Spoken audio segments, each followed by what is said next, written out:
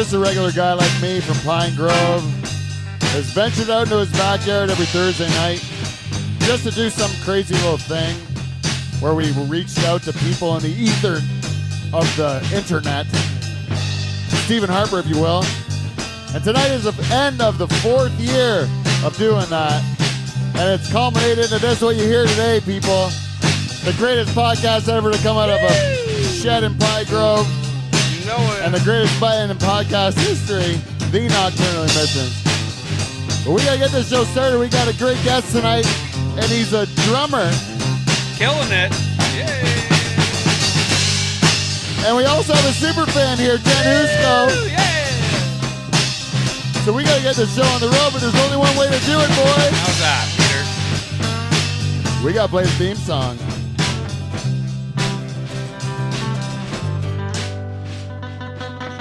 The theme song, this one?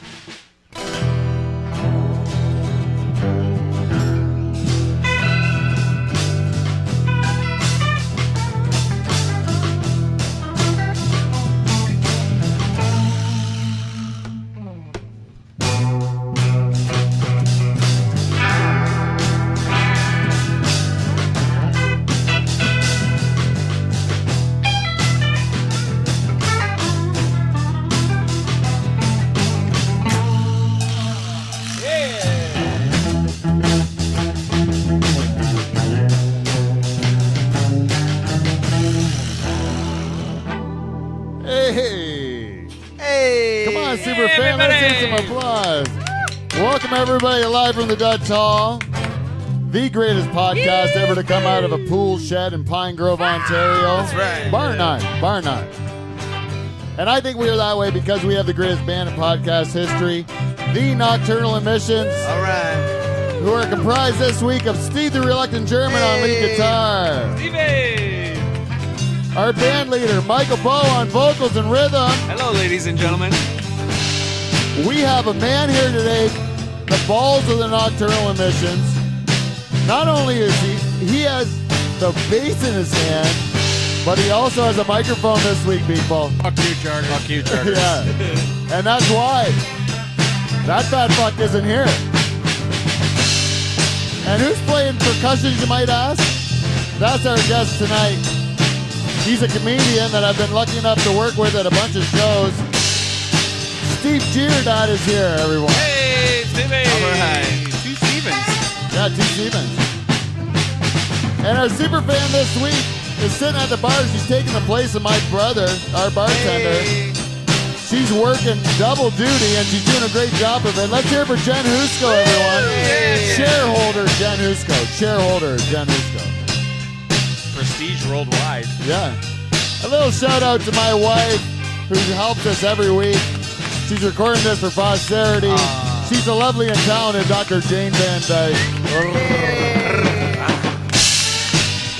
And I am your host, two-time President's Club Award winner, Pete Van Dyke. Woo! It dies down to shit.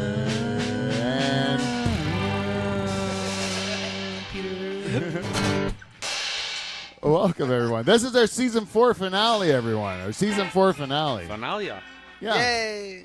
When you do something stupid, why not do it consistently for 4 years straight? 4 fucking years. Yeah. It, eh? Yeah, no rhyme nor reason of it. You know, when you start a show like this, you start it out in year 1, and day 1, let's say, and you have no expectations, no nothing. You just say, like, I'm going to do something that I have no idea where it's going to go, right? At the time, I was 15 years in banking and had no interest in the internet. Had no interest in it. It was before my time. I thought it was a passing phase. It was going to go away. It seemed folklore. Yeah, like for some sort of, whatever these fucking kids made up, like... Kids these days and their internet. Yeah. It'll just go away like everything else. Email. So, but it turns out it was a big deal. Yeah. Yeah, it was a big deal. Really worked. Yeah. So I ended up deciding I was going to, when I left banking, to take a look at this internet thing and see what it was going to do. And I did this podcast. And at the time, I had 0 Twitter followers, 0 Facebook people, or whatever. Friends? Zero. What do you call it? Zero. I was not involved with it. Oh, no, I must have been on Facebook because there was that picture of me and you at Crawdaddy's. Oh, yeah. What a time. Yeah, that's what I like about Facebook now. I signed up for those memories because I saw everyone else sharing their memories, and I was like, I don't get no memories, right?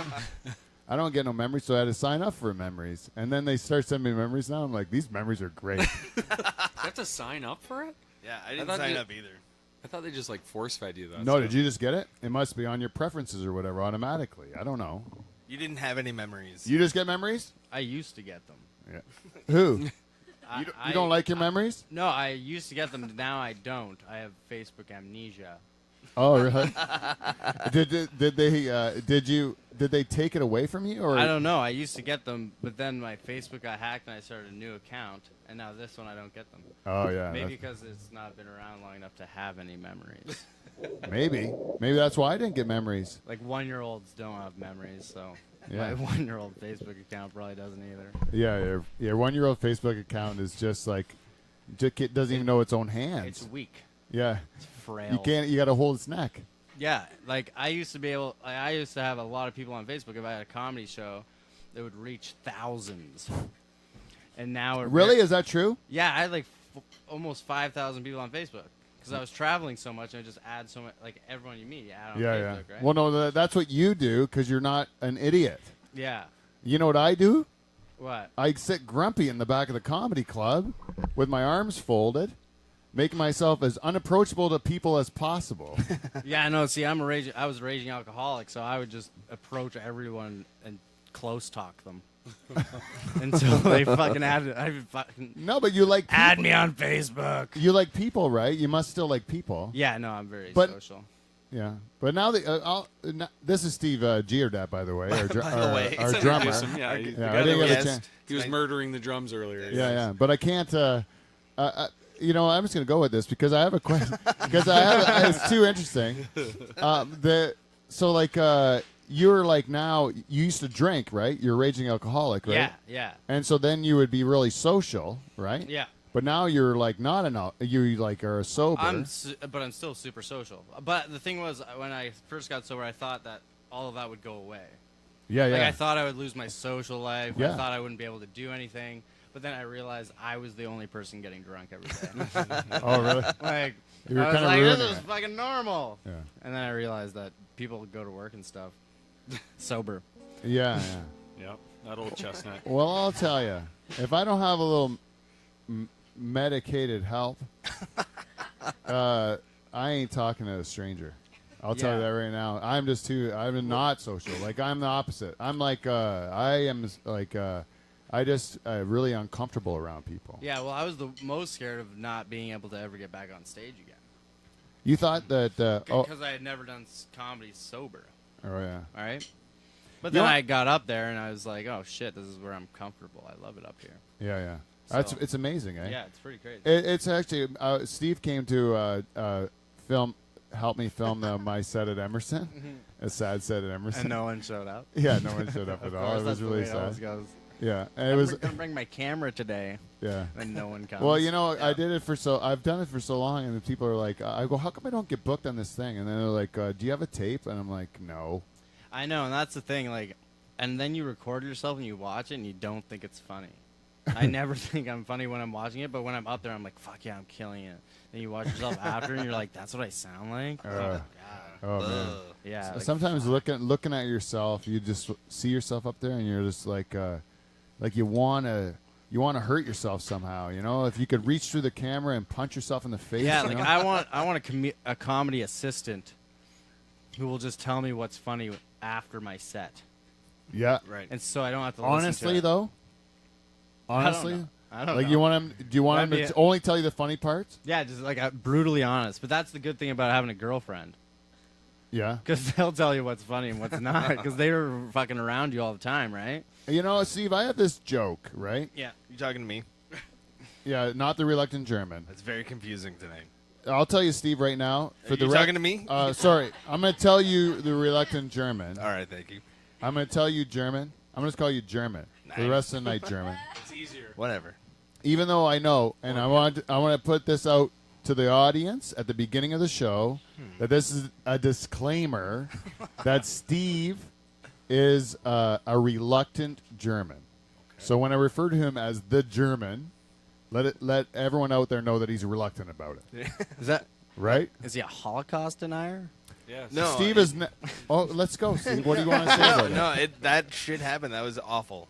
I had nothing to do with it. I take no responsibility whatsoever. Thank you, Mr. Giordat, for bringing this out of the reluctant German here, because we have been trying to get this out of him since he joined this show. What, 2 years ago? 2 years ago, yeah. About 2 years ago, he joined the show. He has never denied that he has denied the Holocaust. We have accused him of it, and he has sat quietly sitting there with his many layers And just smirking. and Smirking. smirked. Can you shut your amp off when? It's not me. I'm all. We tried. It's not me. It's not Buzz. It's not you buzzing. It's not me buzzing. I don't think drums buzz. I'm sorry. Wes Yeah. just turned It was his bass. it was Wesley. Wes just yeah. turned his bass off. That Anyways. works. Yeah, that's better. Sorry, but Technology with Pete. yeah, that is one of the things. So where were we? Because I got so distracted by Buzz. I don't know. I think we were talking about. No, you're the reluctant German that Charters. never. Holocaust, Steve. No, you're, I'm pretty sure it was. We're gonna something get a- like charters. Fuck charters. I Everybody. probably Fuck was going. charters. I was probably going somewhere with that point, which is exactly. no, you said you had a joke. Oh yeah, the joke. You said you had a joke. That. Thank you, Mr. Giordat. Yeah, I'm I gonna call stand- him Mr. Giordat. I'm gonna call you German. All And right. there's no Steves in the room. Anyways, talking yeah, I about- had this joke, right? Yeah. And I used the word horror in it. Yeah, I use horror a lot. Yeah, I love horror. Horror's nice. Norm Macdonald uses horror a lot, and Yeah. I love him. So, Yeah, I'm the same way, man. Norm Macdonald's but I like, find myself almost emulating him, especially when I first started stand up. oh man, And you have to catch yourself not doing that because you look up to people, right? yeah. And you start doing stuff like that, and then people are like, "Oh, you're a fucking joke Well, stealer." you've seen Yeah. you've seen my act. Yeah. Do I sound like Norm Macdonald? No, but I saw a guy who's at Emerson when I was there like 2 weeks ago who sounded just like him. And then right after I fucking leaned over and said to my girlfriend, I was like, this guy sounds just like fucking Norm Macdonald. Everything he's doing, like even his like little nuances. And then he all of a sudden goes, some people tell me that I sound like Norm Macdonald when I do comedy. And I was like, Jesus Christ, did you fucking hear me or something? yeah. What the fuck? Well, I got that in the beginning when I started all the time. People would say you sound just like Norm Macdonald, and I'm like, well, I think we're just both like from the country. Like we're just like Yeah, he's rural. Ottawa Valley. And you you're know? old. Yeah, Ottawa. He's a pig. Yeah, and we're old. You're old as fuck. And we're old as fuck, and we use old phrases and stuff. Like I don't know, like I'm not But- trying to be like Norm, but like if I Yeah, sound, but that's me too, because like I grew up with 7 brothers and sisters, and like my dad's Holy. farming family, right? And so like my dad said, talk like a fucking farmer." You know what I mean? He's an old man, so like I just grew up thinking that's how people talked. yeah, exactly. When you say nuttier than squirrel shit, it's like Letterkenny didn't fucking I was write just it. gonna say when I started Yeah. watching Letterkenny, Yeah. and I heard someone say "pitter patter, let's get at her." I was like, my dad didn't invent that. Yeah. like the Giordats from Hanover and Walkerton are the only Yeah, people that exactly. say Yeah, that. Like what the fuck?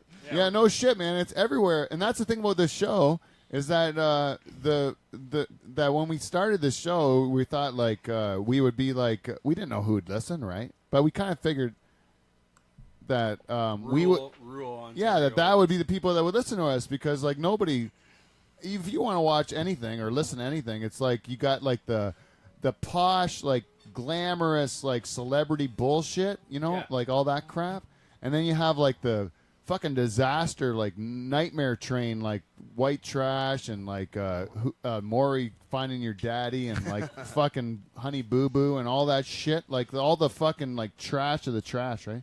But where's the shows about just like regular fucking people, like, or people that don't live in the city, like. But I think that's especially. where Letterkenny tapped into it. Yeah, Oh, they for fucking sure. nailed They it. killed it. But now it's like if you say something like that, you're ripping them off. It's like, no, we're not ripping them No, I off. live They, in the fucking Yeah, country. exactly. That's they're just telling the yeah. fucking truth. That's what we all say. Like, yeah, exactly, and that's the beauty of it. yeah. Because like if you notice, they're always coming up with new sayings, and that show is so fast paced. Oh, Okay. fuck Right? that. So That you gotta writer's think, the best. you gotta- Parts of those Dude, shows no, are- it's not just writers. They get the whole fucking crew. They get people fucking tweeting in sayings and like emailing them ideas. Like, there's no way that they come Yeah. up with all that shit on their own. I went to high school. One of the hockey players. Yeah. Something. Was Andrew Herr, the brown-haired hockey Oh, yeah, player. yeah. He went to St. John's. Oh, and did he, he really? he wasn't a hockey My player old alma douchebag. He mater. was actually a nice guy. Yeah. Yeah, he was a nice guy. I watched him fight a hockey player once, and he was like a MMA guy. Oh yeah. And the fucking hockey player just kept throwing punches, and he kept deking him out, and the hockey player just got tired. and then he never even hit the guy. It was amazing. Oh, yeah. Then I would see him on TV, and he's playing a hockey douchebag, and I was like, "You're and apparently the hockey douchebags playing the farmer. playing the heck, yeah, Yeah. Jared Keeso or Yeah. Keso or whatever his name. And he admitted that himself. Yeah, I'm not trashing the Yeah, dude. he said when he was in high school, he was, or like when he was growing Yeah, up, if he, was he's- he was the hockey asshole. Yeah. Yeah. Which I would have thought, like, like for him to, well, it doesn't matter what he was. He's nailing that character, man. Oh, Like he fuck. fucking kills it. man. I don't. His eyes must hurt from like squinting constantly. Yeah. Like for fuck. That's my. Sakes. That reminds me so much of my cousin Derek. Does he remind you of my cousin Smoking Derek? cigarettes and squinting his eyes all the And the toughest guy in around, like, yeah, you never like fuck seriously, around with them, like I know we got a lot of tough cousins or whatever that'll fight you, but who would you say is the toughest? Like I would not want to fight the armies. Derek. Any of man. them. No, all of them. All those fucking boys will kick the shit out of you. Yeah, That's But- all in their blood. yeah. It's just like they're stone cold. Like they don't have any sort of like feeling that they're gonna lose a fight because it's never happened to them before. You know what I mean? Like they just have that Yeah. confidence that's ridiculous. Like I've been in one fight. Have you been in a fight? I've been in one fight and I picked it, and it was when I was in grade 10, and it was with a kid, or going into grade 10. And this kid was going into grade 9. I just didn't like him, and so I picked a fight with him, and then he kicked the shit out of me. He did. Yeah, but then I was still cooler than him, so it didn't matter. But like when you got in that fight, like how did it feel? How did it feel to you? It hurt. Like Really? I didn't. I was embarrassed as shit because like everyone videotaped Oh, it. right. Like Oh. I'm in the age of everything going on the internet, Fuck, right? man, how old are you? I'll be 26 soon. 26, 25. man. When I was 26. Yeah. And this is the part in my act where I would just start laying into him about my dick or Yeah. whatever. And then telling him about how when you get old to be Gravity like my pulls it age. down. Fuck, man. I'm Yeah, such a but- hack. I'm- Anyways, no, but I wanted to say, what time are we in this show? Oh, we're doing good. Anyways, I wanted to, no, I do have one. I'm gonna switch over to the We're- couch. That is good. You're gonna switch over the couch. Yeah, let's go into a segment before to let Steve transition. You talking to me? Oh, sorry, to let Mr. Giordat transition. All the We will way go into a outside. segment that we call What? feedback. We got feedback. We got feedback. It's feedback. Motherfucking feedback. Motherfucking feedback. This is your cue ball. Welcome to feedback. We got feedback. This week's feedback, as always, is brought to you by our good friends at Amazon. If you'd like to go to the Live from Dutch Hall website, livefromthedutchhall.com, you can click on our Amazon banner and do your Christmas shopping or whatever other kind of shopping you want to do. And some of that money is going to come back and help the show. And That's great. you know what? Turn off your ad blocker. Thank you, Wes Hagen. Sorry, Sorry, Lori. Lori. This is the season for giving. That's right. To us. Yes. Yes. Look at that table. Yes. Look at that table. And that leads us. Oh, is that- it a beef break? Can we have a beef break? That Amazon ad. Don't jump ahead on my feedback. That Amazon break brought us very nicely into what I'm going to call the Superfan Challenge, brought to you by our good friends at Clean Flow because they give us the most money. Clean Flow's the winner. So the Superfan Challenge was issued a couple weeks ago. Maybe we had Teresa. We had Teresa from the Second Mouse in Delhi in here as a superfan because she had been so adamant or so active on feedback that we told her like we had to have you in. She came in and we said, you know what? This is such an experience. We don't know. We say like people listen at home and they enjoy the show, and then some of them come in here and then they seem to like it, right? But I'm always concerned that you have the vision of the show in your head when you're Listening. listening. In your, Thank in your you, Steve. area, you're You talking Thank to you, me? German. Thank you, German. good with Jen, Germans. do you mind if have you been at a show before? No. can you get in the My mic first there? time. Bring that mic over to your mouth. Yeah. And My first time here. Really? this is your very first time for a My show? very I first can't time. believe That's it. crazy. Because Jen Husco, who is sitting here as a shareholder of this show with her husband Andy, and both of them are great shareholders of the show. We find them to be great contributors. Anyone who gives us cash money was welcome here any week, any Thursday that exists, Jen. Okay. It doesn't even matter if you give us a toonie out of your pocket. You throw it at us and you call us a dirty whore. We'll take that and you're welcome here any Thursday. That's how much of whores we are to get money from our listeners. And you have had all those opportunities, never showed up, but you've listened and you've contributed, right? For sure. You've always given feedback, and your family listens. Yep. Because I know some of your My stepson. stepsons listen, and so How old are they? now you're in here. You're only partway through the show, but has it dispelled the image that you've created in your head of the show, or is this what you pictured? It's good. It's good to get the live experience. There's no Paul though, No. No. we're yeah, missing that's a Paul. real. It's a And real fuck downer. charters. And Charters, No day. Charters, you know what? Charters just skated through the opening because Steve was so Steve, talking Mr. about Gier. me? Yes, thank you, Steve. talking Thank you, about me? German. No, God damn it, you're good at tags, eh? But or at anyways, Mr. Giordat was so interesting that I never bashed Charters for being a fucking prima donna diva who fucked up the show again. We're doing this Fucker. so late. Jen's a teacher. She's our super fan. She came in here. Got shit to do tomorrow morning. She's got to teach For her sure. children. She's got to shape our future. Charters. And Charter sits there like a diva. He doesn't tell us till fucking whatever that he's not showing up. Fuck you, charters. And we're all sitting here, of course, waiting for his great gifts of his great talents to show us, right? Anyways, Jen, what I wanted to say was, because of you being a first-timer in here and a super fan, I wanted to do something we call the Dutch Hall Top 10.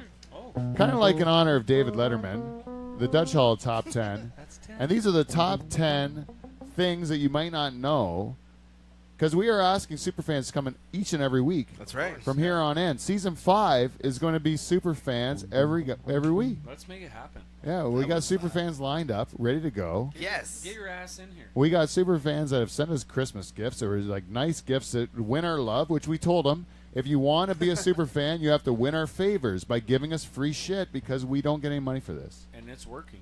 And they're sending us stuff. It's crazy, unbelievable. But it's working. Yeah.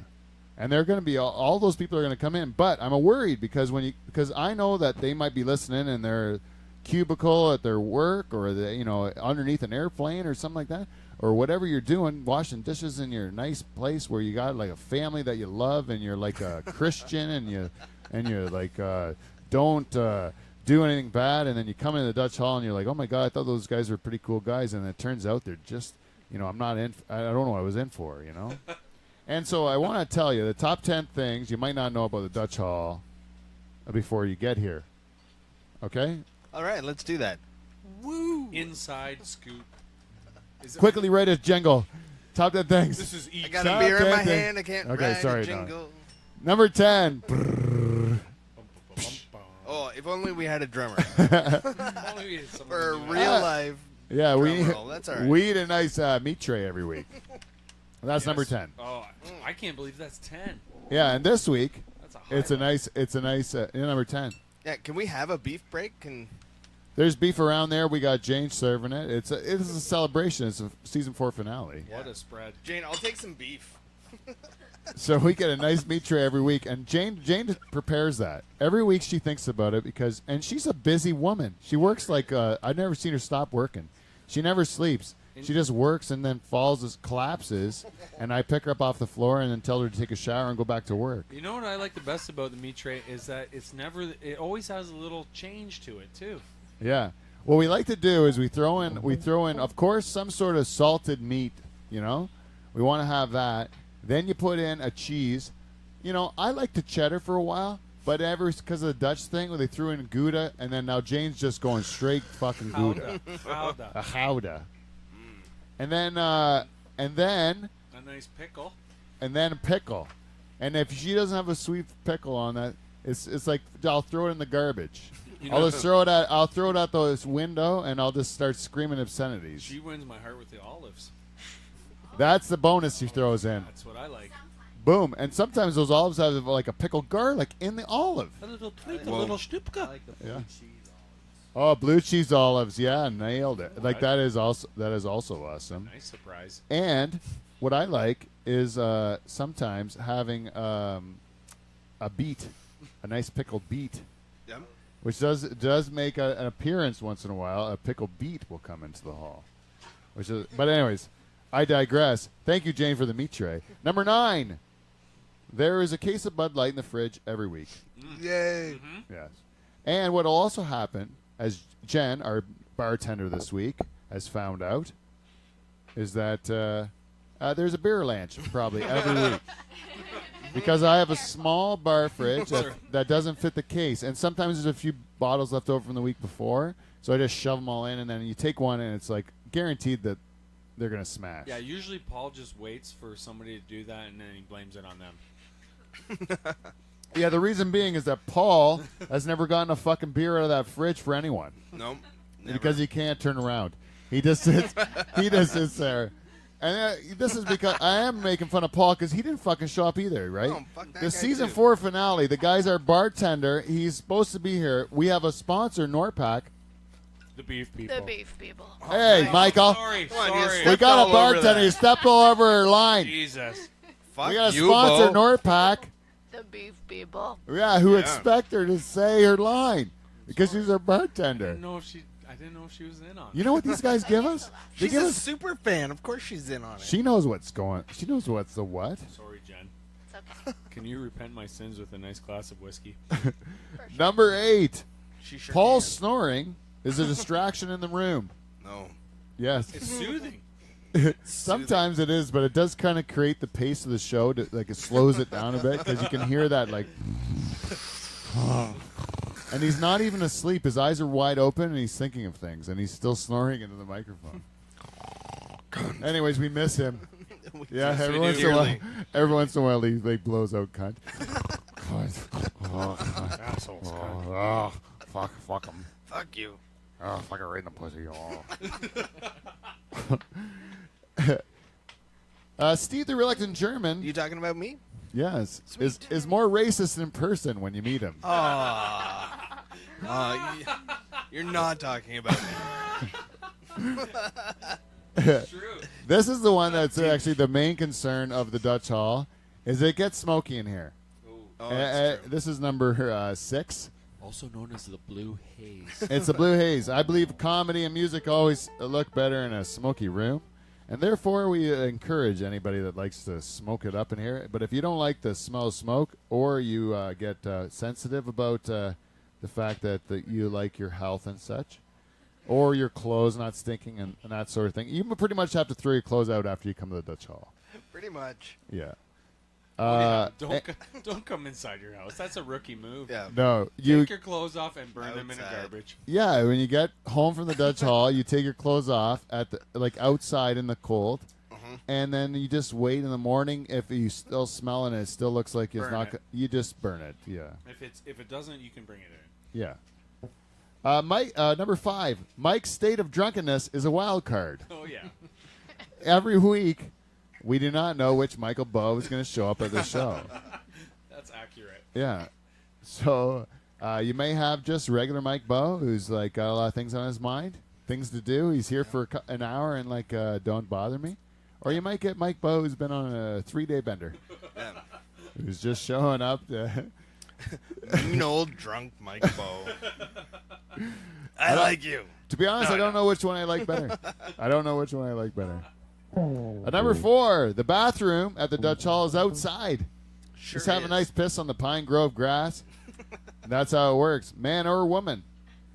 Unless you're a really good woman, like our super fan Jen, or Mr. Giordat's lovely companion.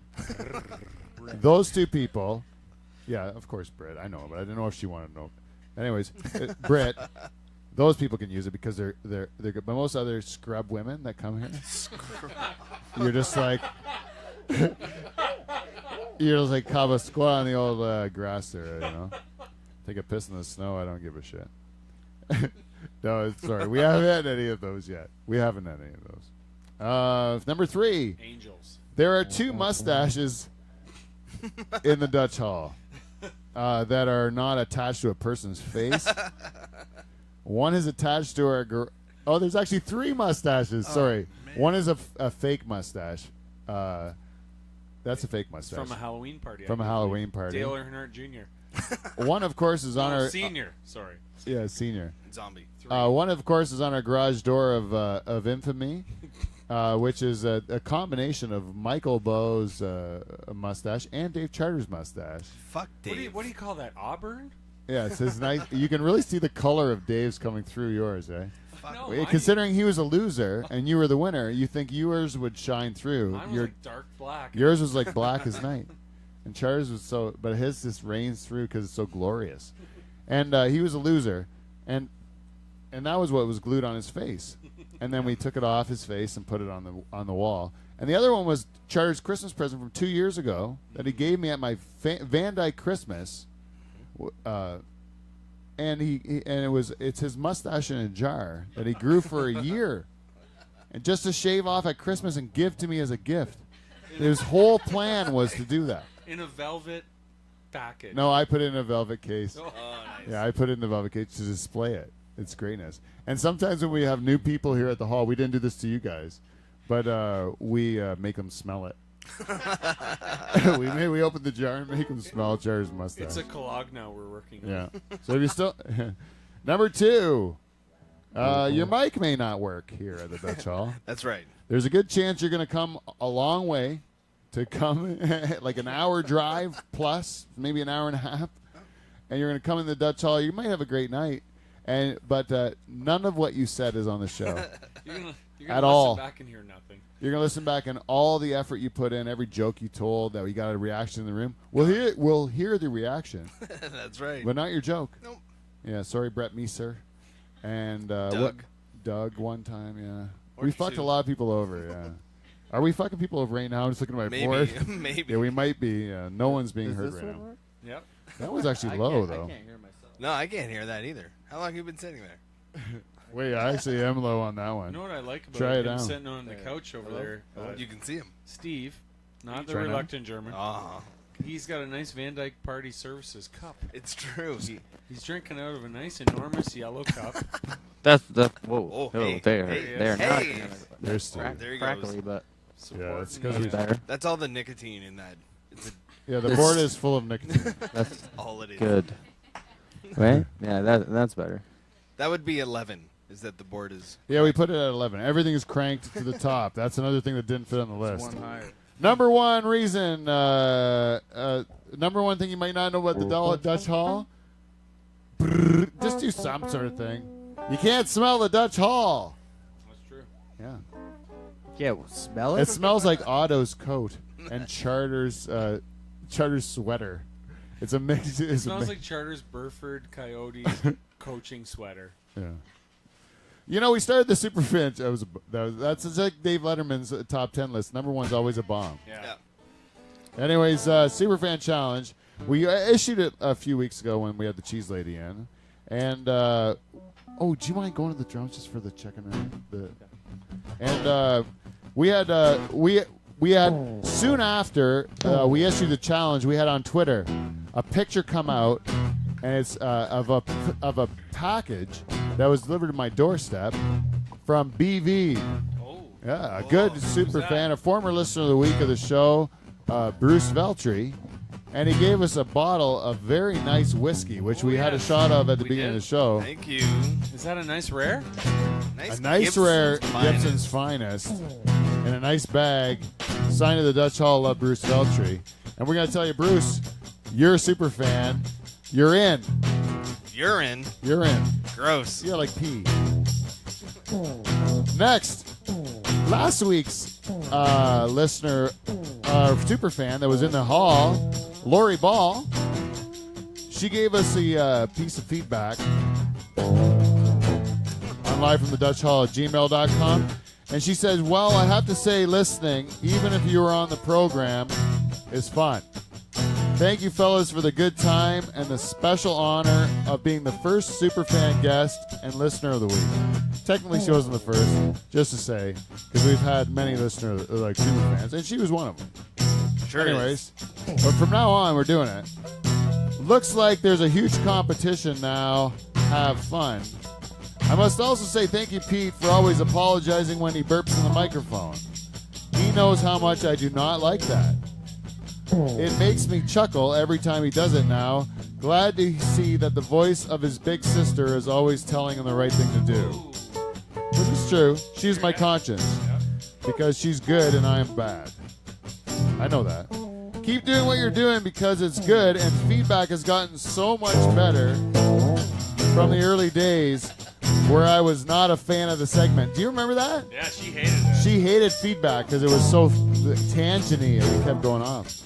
Happy holidays, fellas, from your listener and bringer of the rum chata, Lori Ball. Happy holidays. Thank you, Lori. Next, we have to check in on every single piece of social media we've ever provided from our next listener, who is another super fan, our cheese lady from the Second Mouse in Delhi, Teresa Weibo. It's a segment we call Checking In on the Cheese Lady. Cause we're checking on the cheese lady, checking on the cheese lady, she's on the run. Checking on the cheese lady, she's the cheese lady, checking on the cheese lady, always having fun. We love you, cheese lady. We do love the cheese lady, and you know what? The first package was from Bruce Veltri. Right away, Teresa from the Second Mouse is like, well, fuck Bruce. I am not putting up with this shit for 1 second. Fuck charters. I'm going to bring him. And so she was on her way to Hamilton. She made a detour to my house, drop us off a bag of goodies. And I don't know if we can see what's in the bag of goodies, but there is chocolates. There is speculas. Is this a snoepke? Oh, a bit of a snoepke. Oh, yes, a specula. A nice specula. Oh, yes. There is a homemade cheese ball. Where's my teeth? It's delicious. And there's also a nice thing of Gouda, because she's Gouda. forgiven you for your indiscretions, which were, of course, made up by me. Thank you very much. Yeah. Thanks for clearing that up. Yeah. And I appreciate a nice hunk of gouda. So Can't she's in Superfan, right? Nailed it. Yeah, Superfan. Yeah. She's a super fan. Oh, and I meant to say, to a Slim Jim. and then she goes on everything on social media. Twitter, you guys rock, and I can't wait for every broadcast. Merry Christmas. Podbean, love being a guest last week. Now I can put it all in perspective when I listen to the shop. Still running for the pause button, but being a guest made me enjoy listening much more. Thanks for having me. Haha, love this song. And she dropped off another gift. Yes. You know, so I mean, Dash is good. what a great super fan. And then, if that wasn't enough, we had Ella Steppa Jones. Whoa. What? Ella Steppa Jones, Who in the Bless what? you. Who in the former what now? former listener of the week herself, She's a former listener of the week. and she listens on Fridays in her office, closes her office door, Good call. and she took a drive. I think she's out by past Brantford, if I'm not mistaken, where she lives. Oh. She drove a St. George? a long drive. Vanessa? I don't even know, but drink every Drink time it. you hear those Drink things. it up, bitches. Where are you from? Maybe Copetown? I don't know. We're stretching out a bit. Sure. We'll get out of Norfolk once in a while. But she ended up driving all this way down to me on a snowy roads to deliver a bag on my doorstep, and in it was a bottle of Polish vodka. Whoa. What? Yeah, and 3 bags of Pot? no, not pot. Of Steve, Swiss come on. Chalet chips. Oh, even better. Chips and Yeah. Polish vodka. I wonder who that gift was for. Yeah, I wonder who that was for. Is that right? That's a Charters mark if I've ever seen one. She obviously loves Charters because she's catering to his Polishness and his gluttony. Both those things are definitely Charters. Anyways, that cocksucker didn't even show up. So she sends this. Mike, you should read this. Do you know Dutch? Of course I do.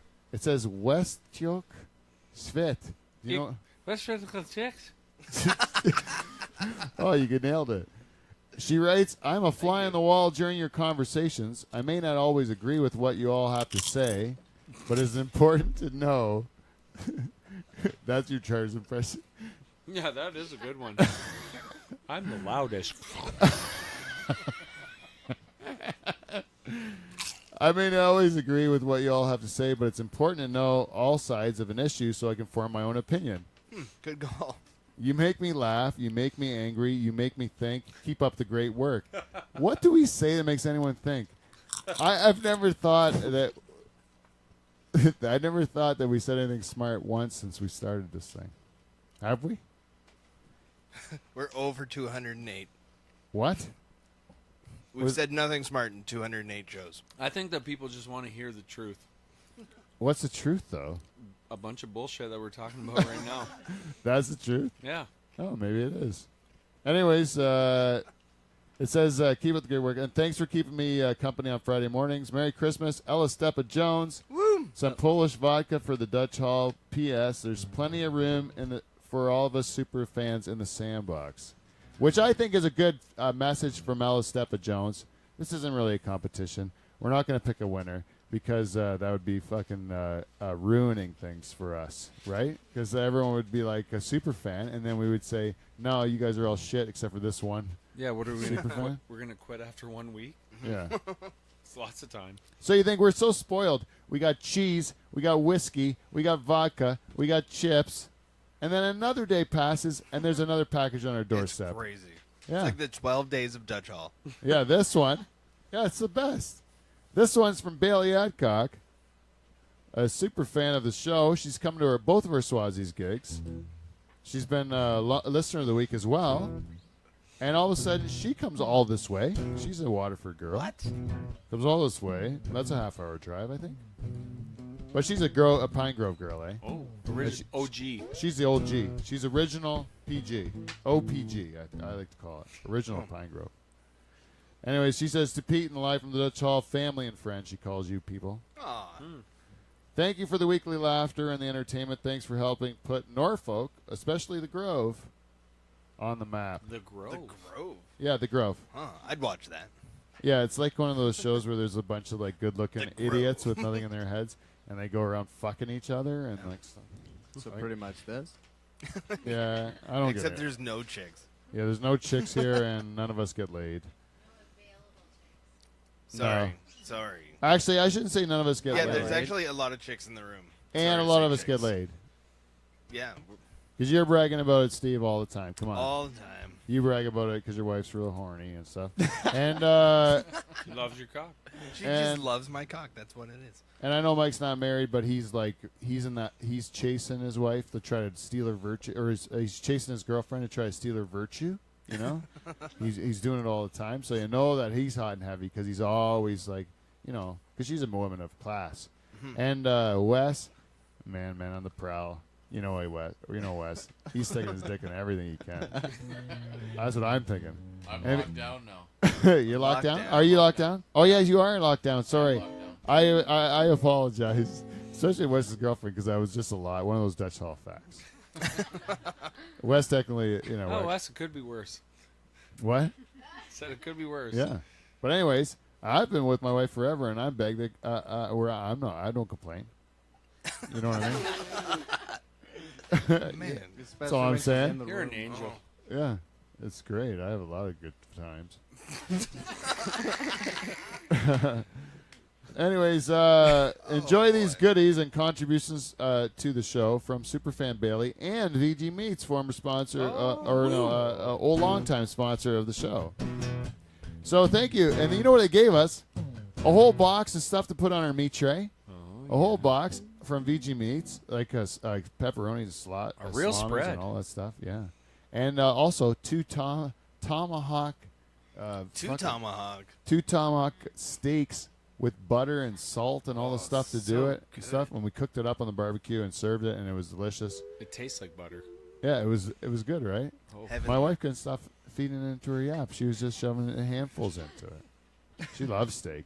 She's a carnivore. If she could eat a cow when a cow is still alive, like run it down and just like bite on its side, and drop it. She needs a nice She would meat. do that. Yeah, I don't like red meat that much myself. It doesn't agree with me. I'll have farts all night.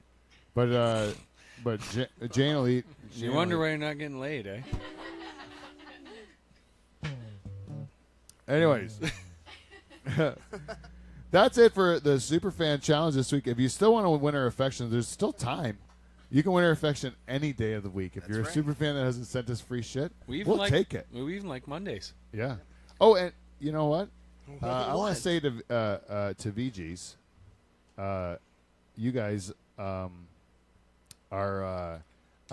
also a shareholder of the show because of the contribution you get. Oh, Yes, that's right. Yeah, so we have to recognize them as a shareholder too, because it gives us cash money, which is a good thing. prestige.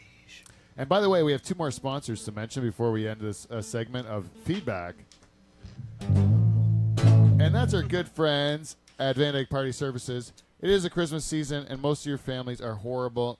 You know it.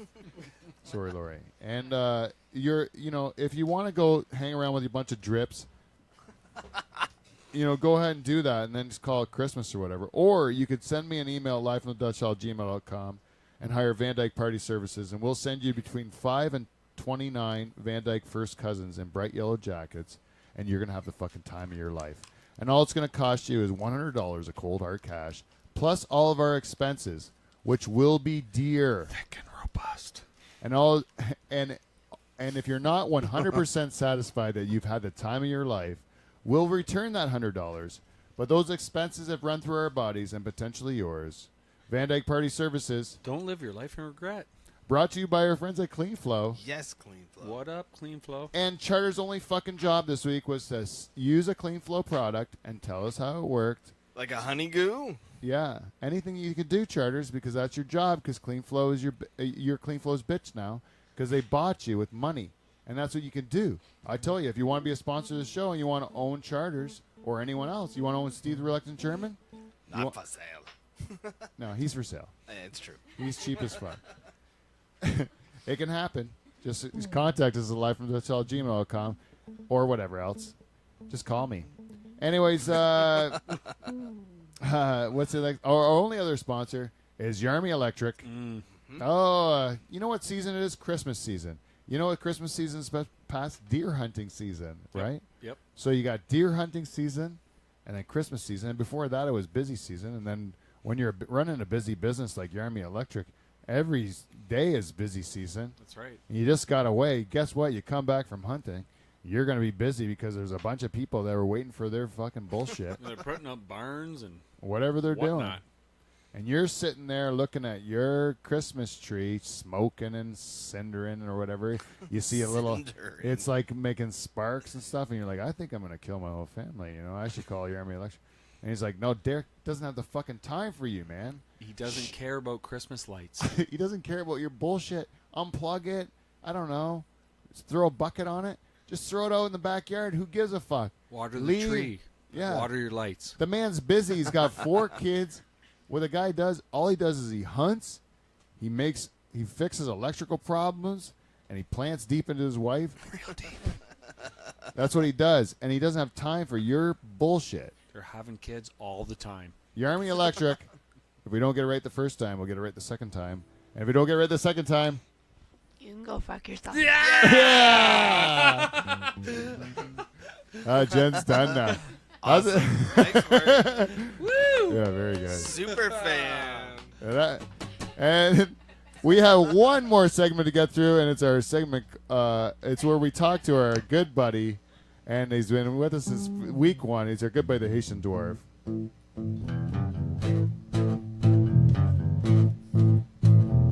1, 2, 3, 4, hi ho, it's off to bed we go.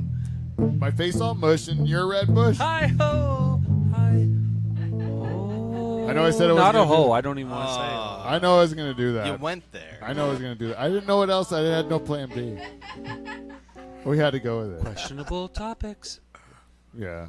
Man. Before, I just have to say briefly. No, I'm not. I'm going to let it go. Good What call. we've tried to do in the past is, like, Jen has brought forth issues that we've said because Jen listens to our show. She's a super fan. And we have said, yes, thank you. Sorry, Laurie. We have said that we have said, well, I have said, sorry, thank you.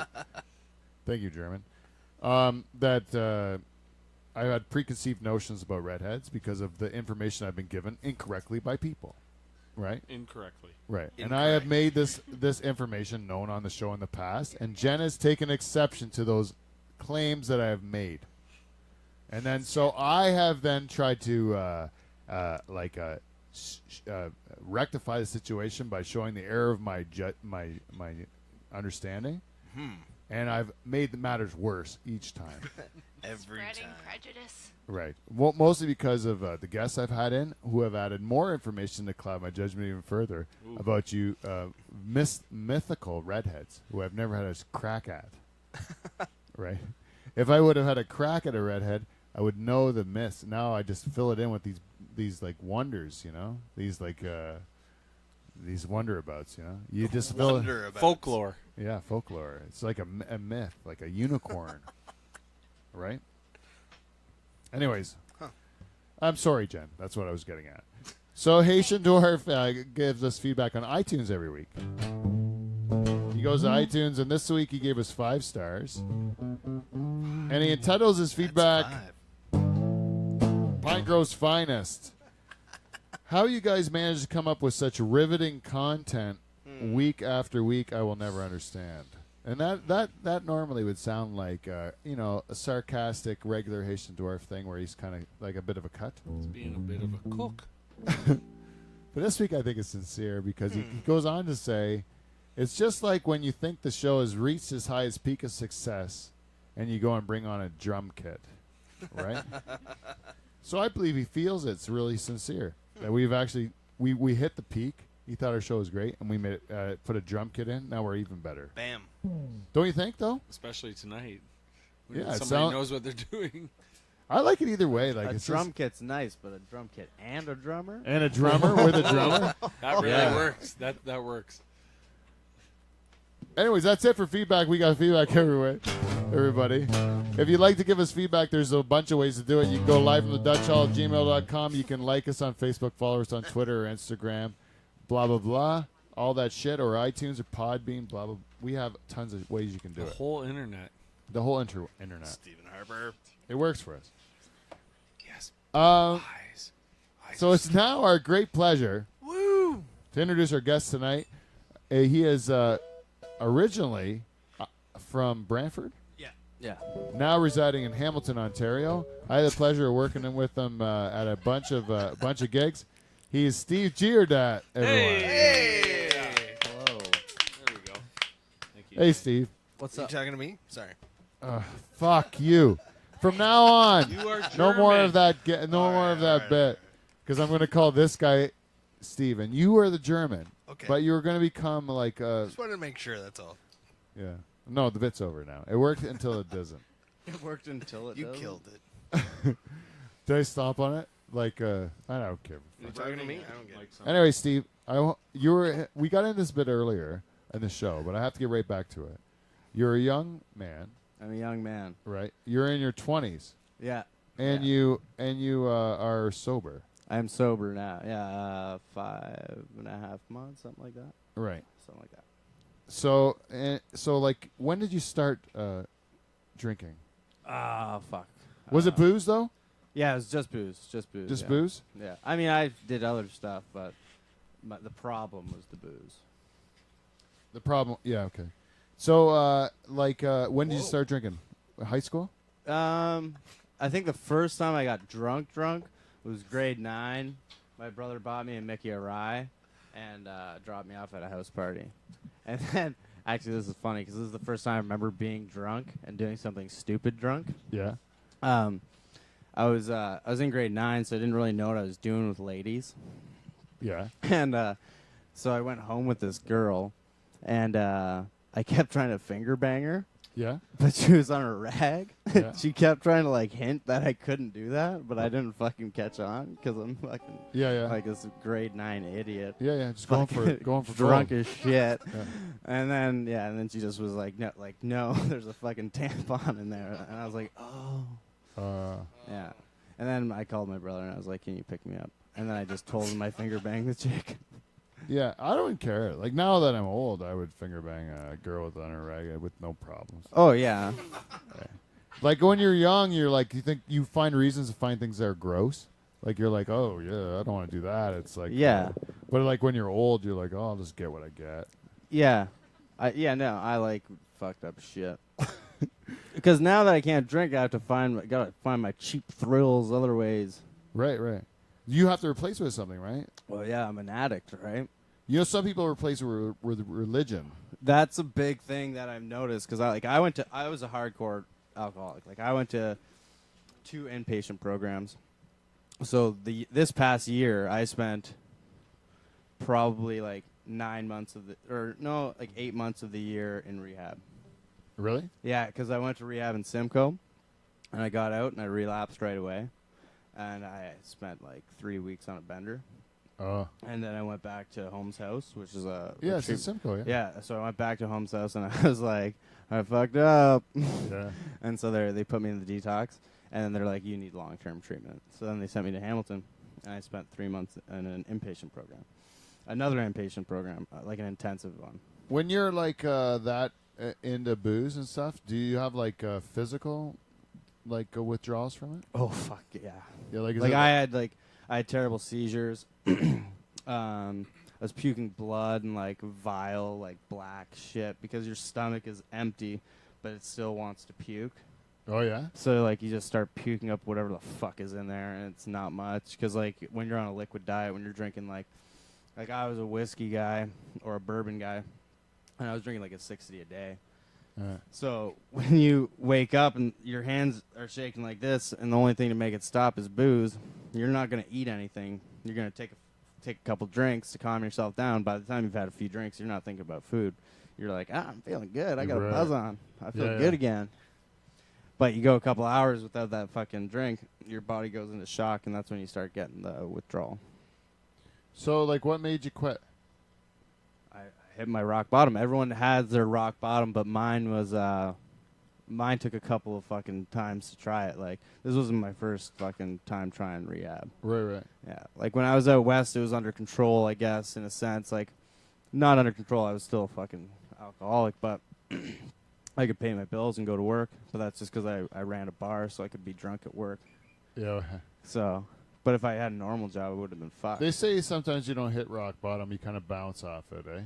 Yeah, that's it. Like, I hit many rock bottoms, but I remember waking up one morning, I got this big scar on my head right here, and I have no fucking idea. Up until like 3 weeks ago, we were at a show in Brantford at Two Doors, and I didn't know what happened. And my buddy was like, I know what happened. I was there. And up until that point, I never knew what happened. It's like, oh my and God. I was like, and I woke up, and that was the first time I completely blacked out. Like I always had blackout nights, almost every night. But I'd remember bits and pieces. But that was the one night where I didn't remember a fucking thing. Like, absolutely nothing. I woke up, fucking big scab on my head, fucking just like fucking headache like a motherfucker. I think I did a bunch of coke that night too. And I know I did a bunch of coke that night because I found out how I fucking busted my head. I was chasing my buddy down to fucking sell me some blow, and he was like, "No, you're too fucked already." And then I just annoyed him until he sold me it. So and then he sold me it, and then I fucking, as I was walking away, I tripped and smashed my face off the ground. So are you afraid at all? Like, this is probably a terrible thing to say, but are you afraid at all that, like, you know how, like, when you're drinking, you have like you have like you're really ashamed of yourself a lot.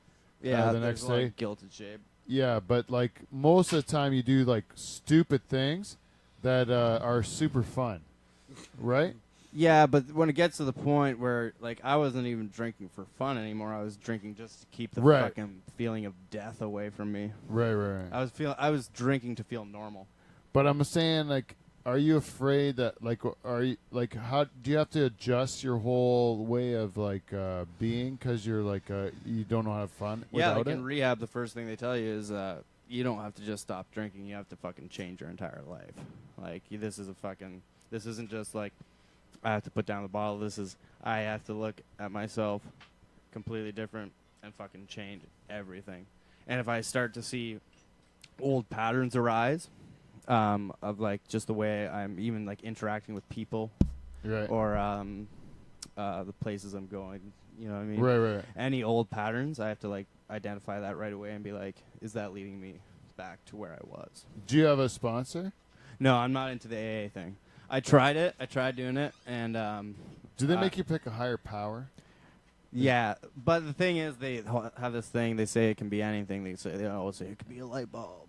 Yeah. But But still, you're giving yourself up. Why do you have to give yourself up to something? Aren't you the because it's really what it is. This is it put simply, the way I like it, is you don't have to give yourself up to a higher power. You just have to realize that you're not the most fucking important thing in the world.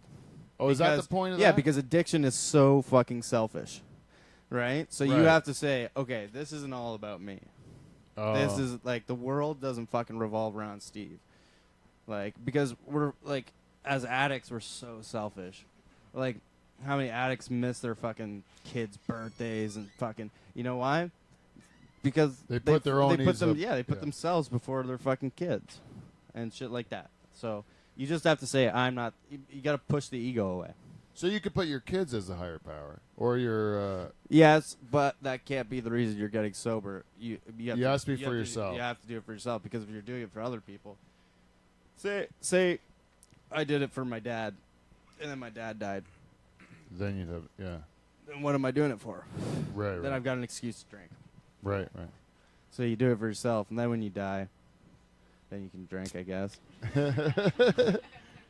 That is the thing, right? You think about it. If there was a heaven, would you what would you do? Or if you were you're terminal or something like that, and you have I've thought about that if I was terminally ill, if I'd go get fucked up. Yeah. And I thought about it a lot, and I would say no, because I realize my quality of life now compared to what it was when I was drinking is so much better. Oh. I remember things. Yeah. That's great. Yeah. You know what I mean? Yeah. I go out and do stuff. I just stuff. Yeah, blackouts are fucked, man. The one time that really changed my whole thing was I was doing Beaver's wedding, and Superfan I Derek was Van Houten. another super fan, or a bartender sub for us, a friend of the show. Yeah. And he ended up I met him through the show, really. He's Eh? part of the show. Yeah, but he asked me to MC his wedding, and I MC his wedding. But it was a lot of pressure because I didn't really know him at the time as well as I know him now. And so I got really pissed up, mostly because Michael What? showed up Whoa. right when I was finished with a full platter Oh, yeah. of whiskey shots. Yes, like I a did. platter of whiskey shots. Yeah, you know why I did that? Because I had to sing a fucking John Legend song. Yeah, that's the truth. He did have to sing a John Legend song 2 charges to his face. Yeah, yeah, it was that, Steve. We sang it to each other's faces. I had to drink myself under the table. Oh my God! For that. Did we play that for an opener yet? No, we're not allowed because Paul will jump through a window. He hates it. Yeah, I think he was heckling you while you were playing it at his wedding. I don't want to say what he was saying, but it wasn't nice. No, it was I a don't bunch blame of things that aren't appropriate in today's day and age anymore. Anyways, that platter Mostly. of whiskey got a hold of us. What happened to you, Pete? Well, I remember the platter of whiskey showing up and being so excited to see it because I also needed a bit of Yeah, you did. a tension release, and then that was it. That was all I remember. And then I woke up on my couch in my suit, not sleeping with my wife, which is always a good sign. And No. and then I wake up and I have to wake her up and say, "What happened? What happened?" Right? And then she tells me, "Oh, well, you really hurt Mike's girlfriend." And You really And, smashed her head on the ground. yeah, I smashed her. Oh. I fell when I was trying to dip, but I didn't have the balance to pull it off. Yeah, you just dipped her Man. skull. Yeah, I just bashed her in the ground. Yeah, I felt bad about that. And then the next day I went to the groom's a party afterwards, and his dad and his brother were telling me that they were watching me as their form of entertainment for the night, seeing if I would spill my drink, and they said they couldn't believe I didn't spill my drink for how many times I was fumbling. And I'm like, that's not a good thing when you're the spectacle for the night, you know. And that made me really kind of like reassess my intake, maybe slow it down a bit. Yeah, and that's the thing, that you have to actually be able to look at yourself to fucking realize those things. But addicts don't. Yeah. They don't want to look at themselves like that. Oh, really? No. That they don't have the like. They have guilt, and like they have guilt. They have more shame than anything. Like the difference between guilt and shame is guilt is I did something bad. Shame is I am bad. Oh. I am a bad person. So I think addicts have a lot of shame because they don't care about the things they did. They just have this deep fucking, like, they just hate themselves in some sort. Yeah. Do you think that's? Do you think that also applies to comics? Yeah, comics are. Or even artists, for that matter, like people in the creative arts, because musicians are like that too. More like, complex people, I think. If you're putting out something personal, a lot of times, it's like kind of like makes you vulnerable. Yeah, and that like before I couldn't be vulnerable whatsoever unless I was on stage wearing a mask, like I was just someone else. Oh, you put on a character, kind of? Well, yeah. But anytime I'm on stage, it's a fucking exaggerated version of myself, right? I'm not just going up there as Steve. I'm going up there as Steve on stage. Right. Right. Yeah, that's true. Actually, I was thinking the other day. I was saying I went to Emerson with the German, and and I felt like kind of like shit. Like it was like a really terrible drive, and there was they closed the highway, and it was a fucking nightmare, right? And I had to listen to Steve's stories and stuff, and it was it was Fuck you. No, I'm sorry. And but it was like a really like I was like kind of worked up or whatever, you know, like from the thing. And then I got to the gig, and it was it was like not that great of a night. It was a bad night for people to go. It was during exams. It was a university crowd or whatever. So it was like a tough crowd. Anyways, What would they call it? yeah. And but still, I felt like at the time I went on, like I felt like shit until I went on stage, and then when I went on stage, I was like, finally. Yeah, that was like I told you the show I did at Emerson. I went with no material, and I was kind of stressing out about it. And then I went up and I had a fucking killer set. And then at Go Yuck Yourself, I fucking went there and I felt good. I felt prepared. But I was kind of feeling off. For the final? Yeah, for the final. And I felt off that day. Oh, and I fucking shit the bed. I fucking ate shit that day too, man. I fucking hated it. And the thing was that when we were in our round, our preliminary round, I fucking crushed it. And I was like, if I do the same thing, I got this. Yeah, me too, because I didn't care at all. Exactly. That's I the went thing. up there Once like I didn't think I was going to win. Once there's pressure, it's like, fuck. Yeah, and then I started thinking about it. And even my fucking shirt. Like, I wore a fucking shirt because I wanted to wear a nice shirt. I liked this shirt. I wanted to buy a nice shirt. Yeah.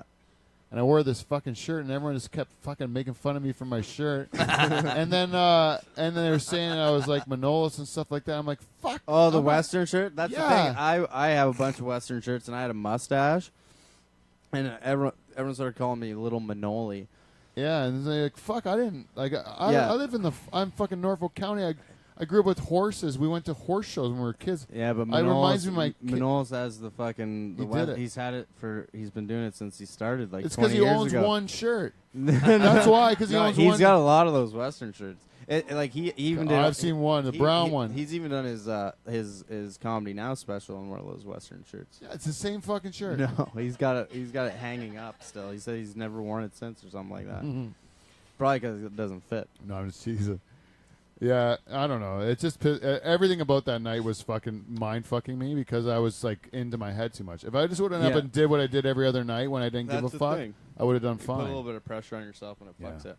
That's what I think you learn, though. I mean, that's what I took from it. Is at least I fucked up and I can learn from it. Yeah, and it's not like there was a fucking great grand prize either, like $500 and then a spot on another show. That you didn't get paid for. Yeah.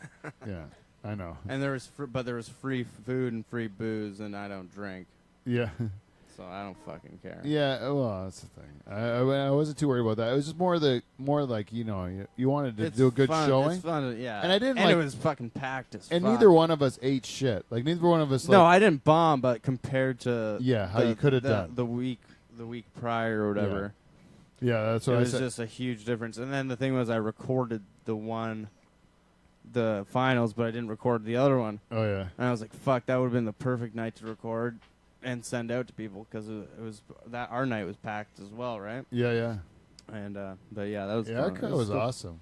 Yeah. The crowd that we had in the final. See, that's the thing too. It all depends on your crowd, because like my audience, that like my demographic, I guess, would be young males, Yeah. because I talk about gross fucking stuff. Yeah, mine is not. Yeah. Yeah. You get the dad crowd. I like anyone that's like in their 30s or 40s is like, or even older, of like, oh fuck yeah, like the people that lived a bit of life. Yeah. I did that show that I did on Tuesday was like to fucking kids, and they did not get anything because they've never been laid before. Yeah. Like they never seen a pussy or nothing. Like, so I described one to them, and they're like, it was the first time they ever heard it. They weren't laughing; they were See, taking it in. The thing is, I get with older people that don't want, because I open up completely. You've heard my set, and I talk Yeah. about real shit Yeah. that's so real that people don't want to fucking live. They're like, what? Why are you talking about that? Well, it's real to you, but it's not real to them because they would never consider it, right? I guess. Because no, it's so foreign to them. Like, you don't understand. To guys like me, Yeah. like the old fucking 44-year-old chunks of cold, gross old There's your balls. Norm Macdonald. Yeah, exactly, right. Is that we are like I didn't do nothing, like, at all. Like, I Yeah. have nothing. So like for Tinder, or like the date, like people that do things that are like normal to young people, it's like ridiculous. It's ridiculous to me. Yeah, like I did a show at that first timer show or whatever. Yeah. Obviously, it wasn't my fucking first time. I've been Yeah. doing this for like fucking 6 years. But I went there, and it was like front row, all ladies over 60. Yeah. Then the next like few rows were like women in cocktail dresses drinking wine. Oh yeah. And then there's a bunch of young dudes away in the back. And I went, and I had so much fun with this crowd because they fucking hated me right off the hop. Like, they fucking were, like, disgusted with what I was saying. Like, what was the fucking joke the girl kept fucking saying? One girl was like, who the fuck does he have sex with? Yeah, there's this girl, and she was like, oh, my God. Like, everything I'd say, she you hear a gasp. shock. And then I said something about, I think it was my joke about the threesome. Yeah. Like, with the dude. Yeah. The dude coming on my chest or whatever. Yeah. And then, and you just hear the girl go, who the fuck is having sex with him? Like, they were just, like, disgusted, but I was loving it. Like, Yeah. I loved it. And then 'Cause you the guys in the back were, like, fucking laughing their asses off, but I don't think I'll ever be invited back to that show. Yeah. That's what I was talking about with that whore joke. We Yeah. never got to it. Oh, the whore joke. But the whore joke was like I would split the room with the whore joke. It was basically it was saying that like it was basically saying that like it was calling women that use Tinder whores basically. I So met you'd- her on Tinder. Well, yeah. So that you'd understand how offended the women would be. No, Yeah. And that they would. This they, was supposed to be a one-night stand. Yeah. I'm not- she told me. She's like, I just wanted to fuck you because this other guy I was seeing I was mad at him, and now we're dating. But that's why it is so offensive because it splits the room so much because there are a lot of like real couples there that met on Tinder and they're like offended that you're calling them like just like someone looking for a cheap thing. Well, And so they would get mad. So anyways, I thought it was great because like I would have half the crowd laughing and half the crowd like would be like gasping or whatever or Yeah. like angry. but a gasp sometimes is even good because they're just scared to laugh. They Yeah. know it's true. They're just scared to laugh at it. But my first 3 times telling the joke, it was like I liked the gasps and I liked the laughs I got. So I was like, this joke's awesome. Like, it's working so good. And then I went one time I did it and it got like nothing.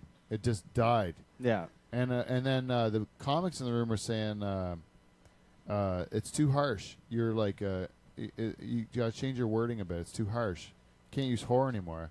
And then my wife didn't tell me that since she heard the first time. She goes, "You're splitting the audience and you shouldn't do it." And then the comics told me you should listen to laymen more, like people that aren't comics more, Yeah. for what they say. That's a huge thing because 'Cause- comics are so subjective. We're ruined a bit, eh? Yeah, I hate comedy. Yeah. I like fucking hate watching comedy. yeah. I've been doing it for so long. I ran this station for fucking a few years. So that was, and then, like, I've watched so much goddamn comedy that I put on a comedy special, and I'll just be like, fuck this shit. I'll just shut it off and watch, like, fucking Sex and the City. Do you see the jokes coming? Yeah, well, a lot. That's the thing. If I don't, then I like it. But there are a lot that I can Kind of see the jokes kind of coming. see it coming. But that's Like sometimes you see a guy doing comedy and you're like, he's doing comedy right. Like you know the jokes are coming in, they're good jokes, and you're like, he's doing it right, but it's still like not. That's like, what they say. I can't remember. Someone told me. I think it might have been Manolis when I first started. He said, never use the first punchline you thought of, because that's going to be the first punchline everyone thought of. So it's not going to be surprising at all. Right? Yeah. So pick the second or third or fourth or fifth punchline, because the first one that comes to your head will probably be the first one that everyone else thinks of. And then they see your joke coming. Oh, that's actually pretty good. That's pretty good advice. Hey, Steve, I really do appreciate you coming all this way. Hey, no problem, man. We've actually started late and we've gone late because you're so interesting. Do you mind joining us in drums for the closing? Sure. I'll head over there. And everyone, I just want to tell you, I want to thank everyone for listening for the past 4 years. 4 years. This is our next week will be our season 5 premiere. If you want to be a super fan that comes in, Season 5. just give us an email or reach out to us. What about the Jägermeister, Jane? Season 5. Oh, thank you for Jen also for bringing in a gift, which was chocolate letters for each and every one of the Dutch Hall crew, which is a very Dutch thing because we get that every year at Christmas time. Yes, and so Jen Husco for bringing us a bottle of Jägermeister and Red Bulls and chocolate letters and coming all this way and giving us becoming a shareholder in the past and giving us that bottle of Jack Daniels. Don't think I forgot that. Wesley. You, Jen, are our listener of the week. Maybe the listener of the year. Oh, I would go so far. We have so many super Listener of the year week. This is your week. It's your week, Jen. I tried for you.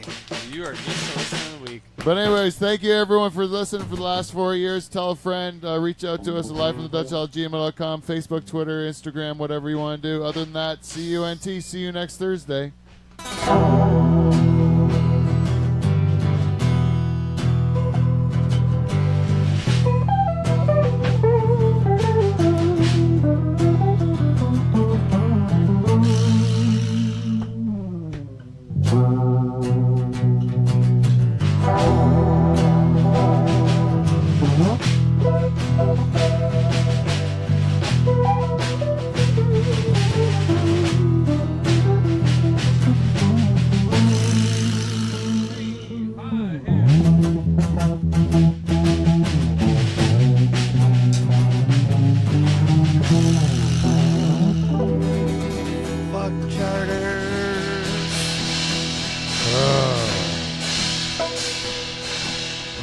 Yeah. Season 4, bitches. Suck it, Dave.